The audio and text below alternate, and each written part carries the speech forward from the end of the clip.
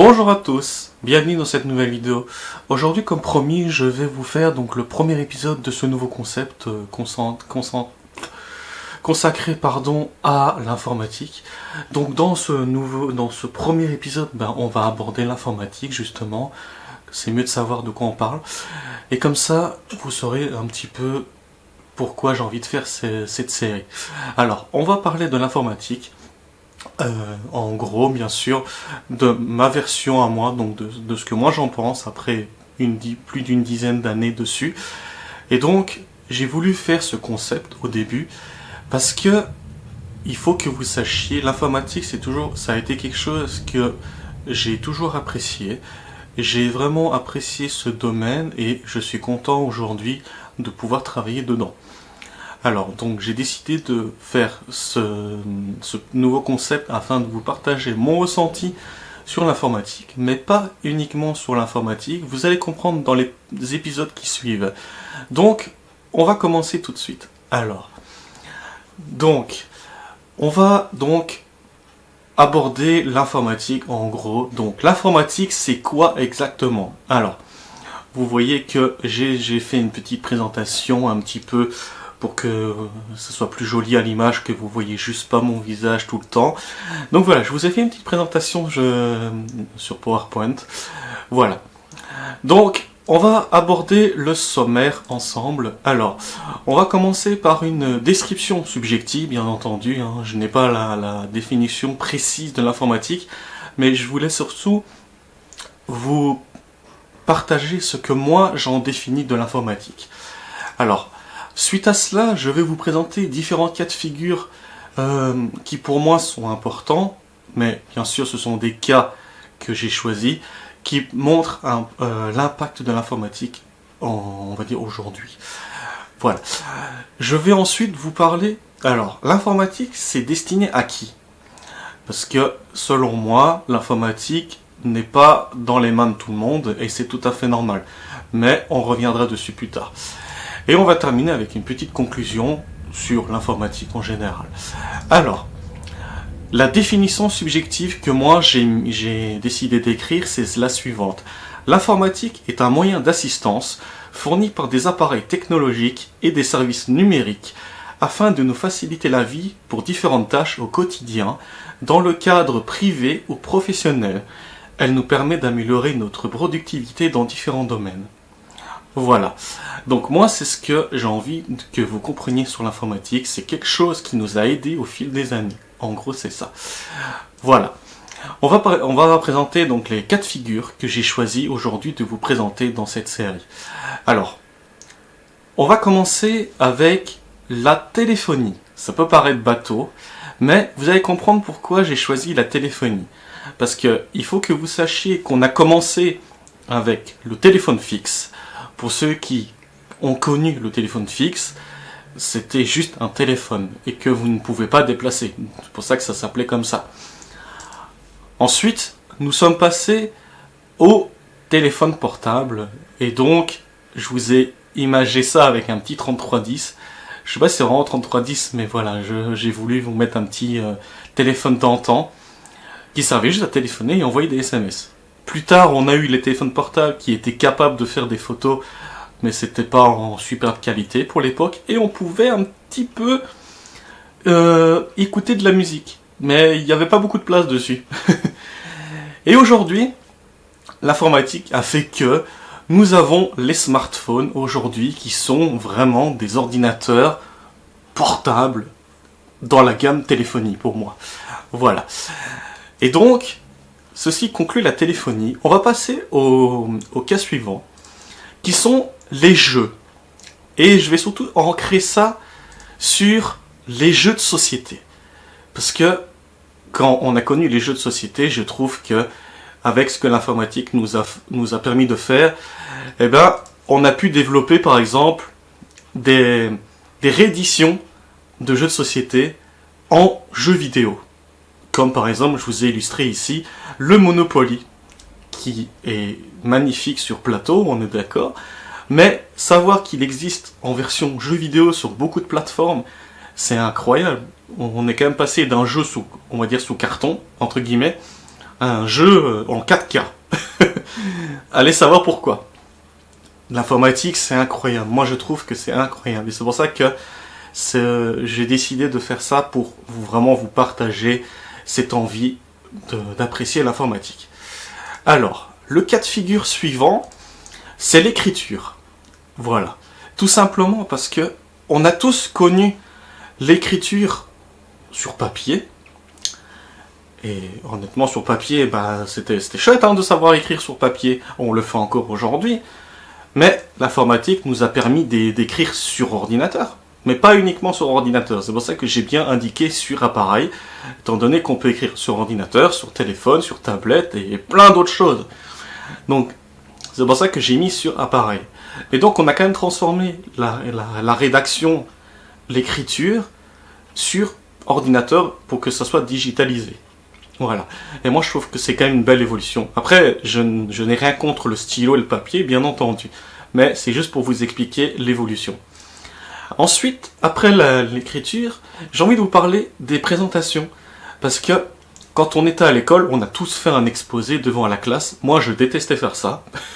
Honnêtement, je détestais faire ça parce que je suis quelqu'un de timide, pour ceux qui le savent.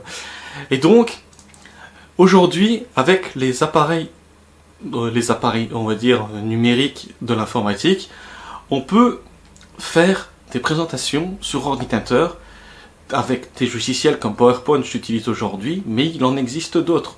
Je sais qu'il y a Canva qui fait ça, il me semble que Canva fait ça, mais il y en a d'autres aussi. Et donc, j'ai trouvé ça vraiment impressionnant parce que on a tous, normalement on a connu les exposés où on devait faire un collage et tout, pour que ça soit joli à l'image, alors qu'aujourd'hui on se casse la tête sur un PowerPoint par exemple, que ça soit joli, que ça soit animé, qu'il y a des trucs qui vont, des machins. Vous voyez, même ici, j'ai quand même essayé de vous amuser avec des petites animations, parce que voilà, ça enrichit un petit peu, je trouve, la présentation d'un sujet, on va dire ça comme ça. Voilà. Et donc, le dernier cas de figure que j'ai envie de parler aujourd'hui, ce sont les appareils connectés. Voilà. Et pour moi, le cas de figure des appareils connectés que j'ai vraiment halluciné, c'est l'évolution des montres. Voilà. Je vous ai présenté donc la montre à gousset. Peut-être que les plus jeunes d'entre vous ne connaîtront pas la montre à gousset, mais donc c'était une montre qu'on ne pouvait pas porter au poignet. C'était une montre qu'on mettait dans le pantalon, dans un espace dédié. Et donc, on est passé à la montre au poignet, que vous avez peut-être encore aujourd'hui. Mais l'informatique a fait que on est passé quand même aux montres connectées, que ce soit chez Apple ou d'autres marques. Vous imaginez quand même avoir on va dire un mini ordinateur à la main connecté à un autre appareil permettant d'avoir des informations et d'envoyer des informations au téléphone. Si un jour on m'aurait dit qu'on pouvait décrocher en faisant ça, je l'aurais pas cru. Mais aujourd'hui c'est possible. Voilà. Et donc, maintenant j'ai envie de vous parler de qui peut utiliser l'informatique. Voilà.